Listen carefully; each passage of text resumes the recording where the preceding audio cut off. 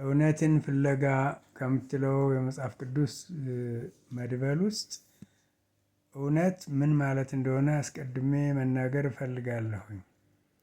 እውነት ራሱ እግዚአብሔር እንደሆነ በመጽሐፍ ቅዱስ እንረዳለን። ጌታችን መድኃኒታችን ኢየሱስ ክርስቶስ እኔ መንገድ፣ እውነት፣ ሕይወት ነኝ ብሎ እንደተናገረ ራሱ ቃሉ ደግሞ እውነት መሆኑን ቃልህ እውነት ነው፣ በቃልህ ቀድሳቸው ሲል ራሱ ተናግሯል። ሶስተኛ እውነት መንፈስ ቅዱስ ነው።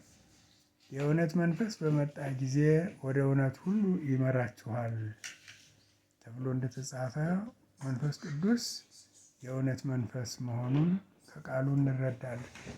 ከዚህ አንጻር የእግዚአብሔርን ቃል አንብበው የሚረዱ ሁሉ እውነትን የሚፈልጉ ናቸው ማለት ነው።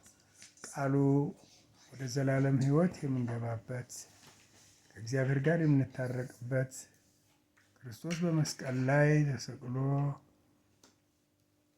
ለእኛ ሕይወት የሰጠበት እውነት የምንረዳበት ስለሆነ ነው። ስለዚህ ወገኖቼ ይህንን ቃል በማስተዋል እንድትሰሙ፣ ቀጥሎ በማቀርባቸው ግጥሞች ሁሉ ብዙ መልእክቶች ስላሉ እንድትሰሙ አደራ እላለሁ።